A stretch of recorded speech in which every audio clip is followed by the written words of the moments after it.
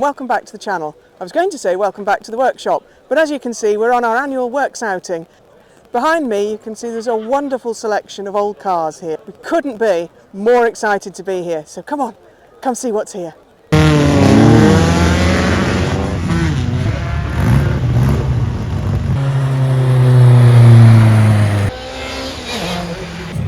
This is the Vintage Sports Car Club's Prescott Hill Climb weekend. Held on the famous Prescott Hill Climb course, it's the club's premier event of the year, a celebration of the loud, the shiny, the fast and the picnic. Coming up, we have lots more race action, stumble on an iconic race car, meet Celia's big sister and chat to Tamara, who was driving the only Lagonda racing. To scrutineering and they passed us through and we went out on the track with a lemonade bottle for the day around Silverstone. But first though, we had it on good authority that plans were afoot for the Lagondas to meet up at a local pub and then drive to Prescott in convoy. Naturally we showed up to watch the fun, and no sooner did we get there than we came across something really special. 4 works cars, Fox and Nichols works cars from 29. Fabulous. And did you say this, so is every chance that this is raced at Le Mans? Oh, we don't know if it did. It's definitely raced at Brooklands, and there's loads of photos of it racing at Brooklands. Wow. But one of the old boys thinks it might be the 28 car as well. But that's I've yet to find out for sure. Let's go. Oh my goodness. Before that, it was seen once in 50. So this is probably its actual second outing in 50 years. Good gracious. It's just not been used or been out. It's just me. I'm so glad we came. We're around.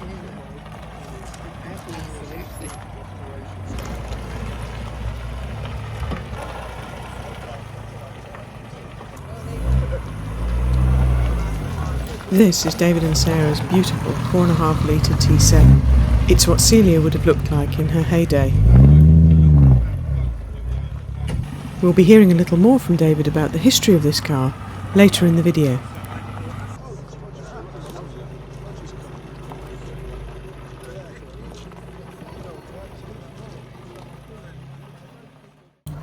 There was one final arrival from across the pond, and then it was time to make final preparations ready for the off.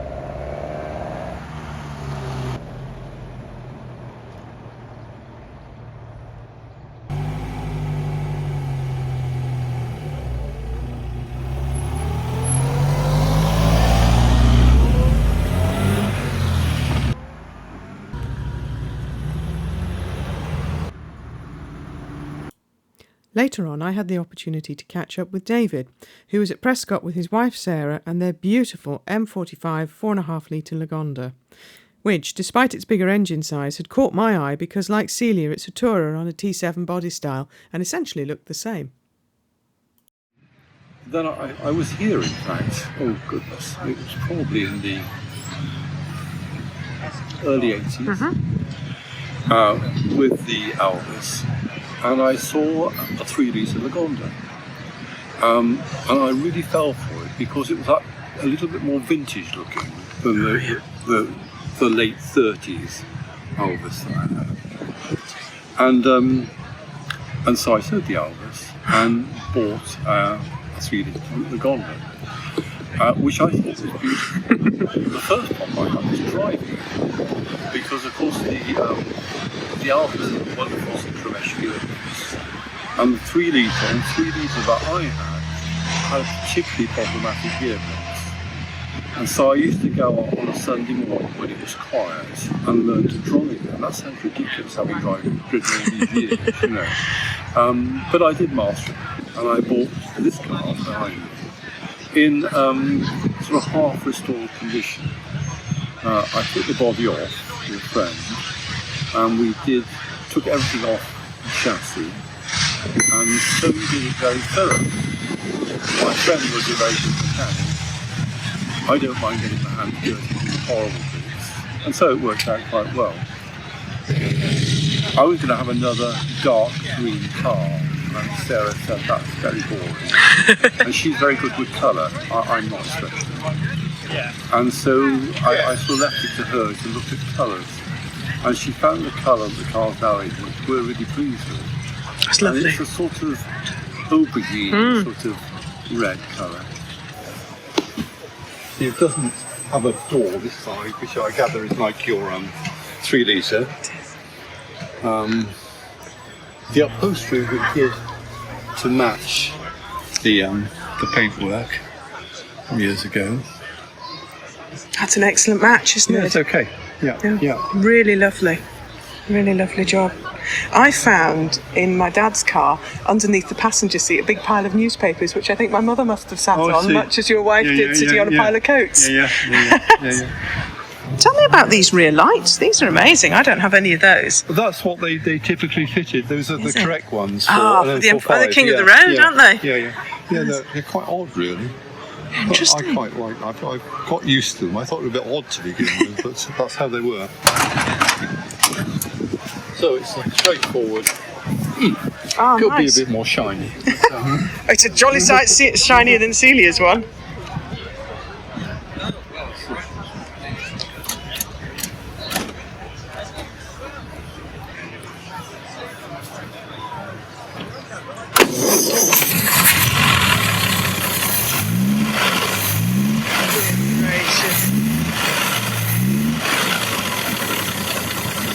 That's magnificent.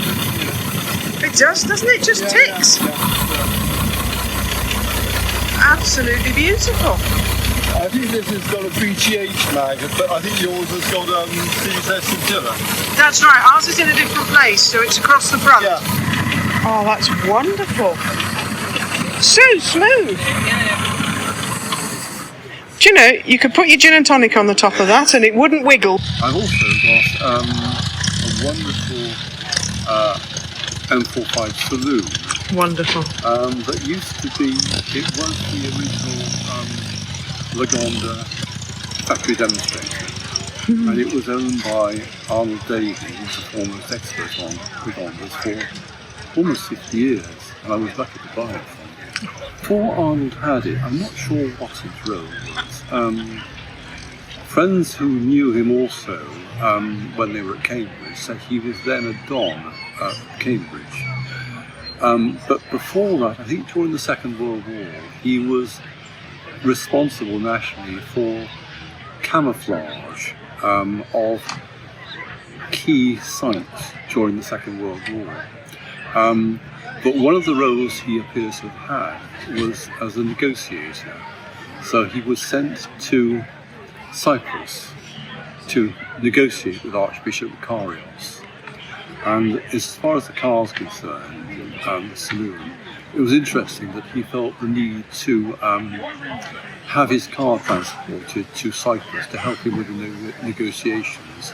So there's a photograph of the large Lagonda saloon being craned onto an ocean liner to help him with his negotiations. I don't know if they were successful, however. So it's had a fairly illustrious history. After that, we headed over to the paddock to look at the race cars. It was magnificent.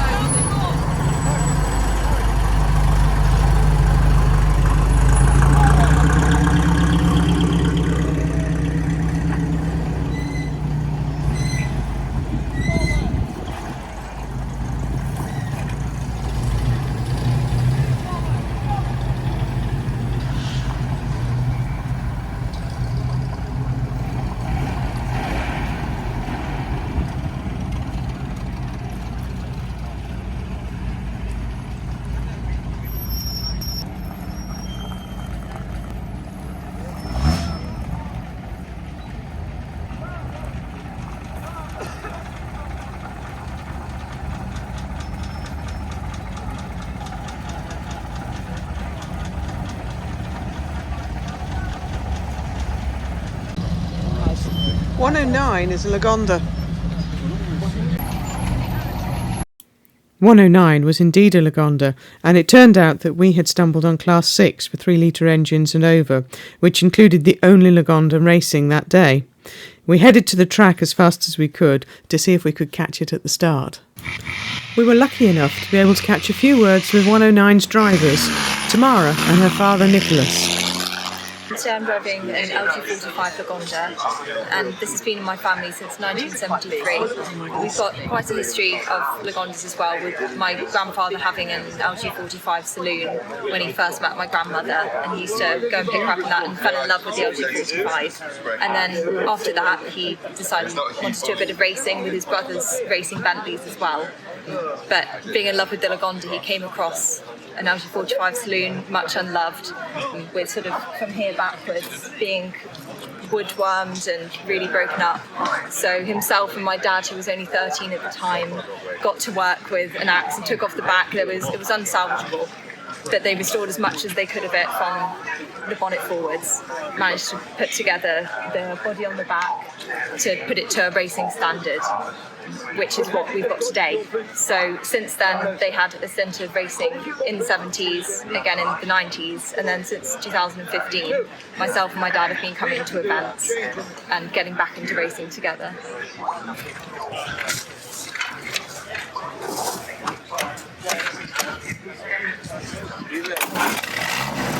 Wow.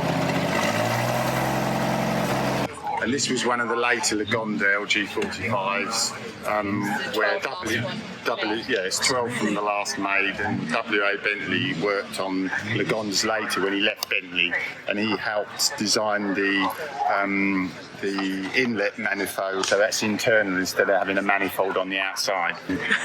But now you've got to have a catch tank for your oil and your radiator water.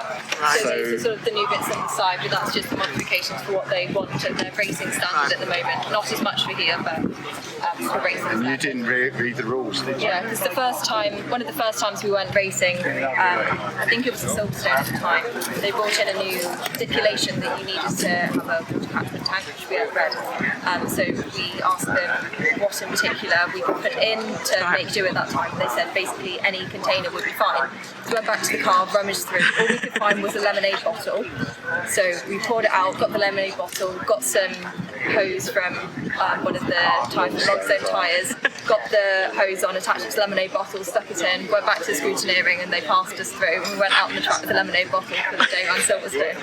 And they were happy with that. We got the proper one fitted now. It's all back to standards. Yeah, well, we've had to use a bit of lateral thinking at some of the tracks. If something goes wrong, something's not right, you come all the way there. You need to get out. You need to be out on the track so you make it work. 109 was entered in Class 6, so we headed over to the track to watch the race. Here's a selection of the action, featuring, of course, 109.